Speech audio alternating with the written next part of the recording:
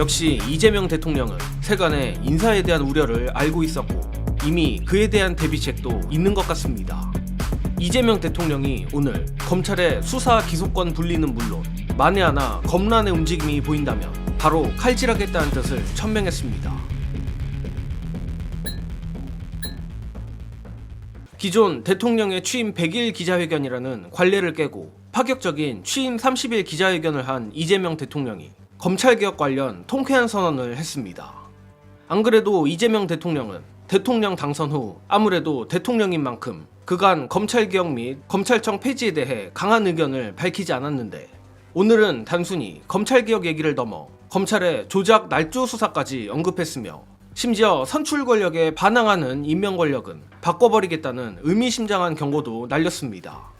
이 부분 관련 미리 말씀드리자면 이재명 대통령의 이 같은 말은 전 정권의 알박기 인사들에게도 해당되겠지만 최근 단행된 검찰 및 검찰 출신 인사들 역시 임명된 공무원인 이상 이재명 대통령이 이른바 추가 검란에 대해서 자비를 보이지 않겠다는 뜻을 천명한 것 같습니다.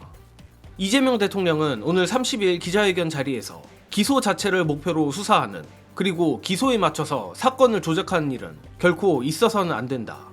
기소를 위해 수사하는 나쁜 사례가 우리가 그동안 문제를 해결하기 위해 논의하는 긴 시간 동안 더 악화됐다고 현재 검찰의 상태를 진단했습니다. 또한 동일한 주체가 수사권과 기소권을 동시에 가지면 안 된다는 점에서 이견이 없는 것 같다라며 기소하는 검사에게서 수사권을 분리해야 한다는 점에 대해 우리 국민들이 문재인 정부 때만 해도 반대 여론이 꽤 있었던 것 같은데 지금은 별로 많지 않은 것 같다. 개혁 필요성이 더 커진 것이다. 일종의 자업자득이라고, 즉 검찰의 수사 기소권 분리는 불가역적 사항임을 지적했습니다. 심지어 이게 끝이 아니라 많은 분들이 염원하는 검찰청 폐지 시기에 대해서도 이재명 대통령은 추석 전 검찰청 폐지에 긍정적 입장을 내놓았습니다. 이 대통령은 추석 전에 하자고 대표 후보들부터 열심히 말씀하시는 것 같다.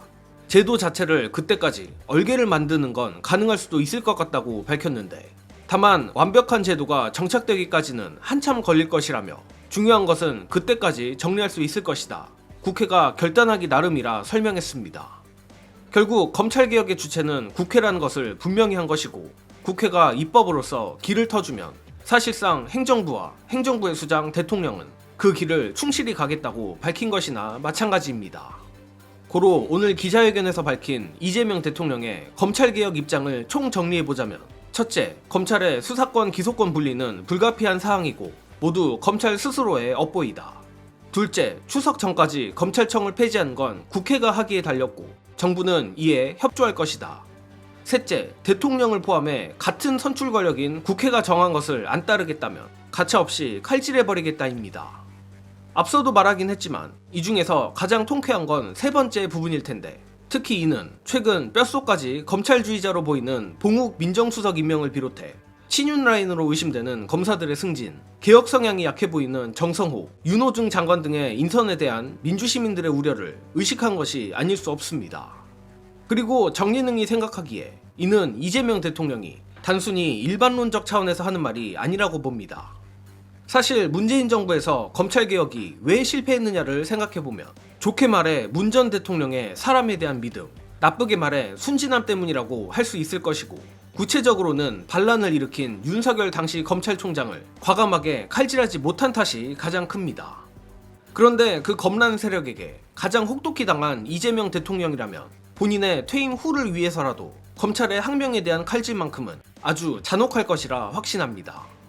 또한 정성호 장관이나 봉욱 수석 등 다소 우려되는 인사들 역시 이재명 대통령의 큰 그림이라고 보는데 관련해 이재명 대통령 인사에 대한 노영희 변호사의 흥미로운 해석 영상으로 보시고 오겠습니다.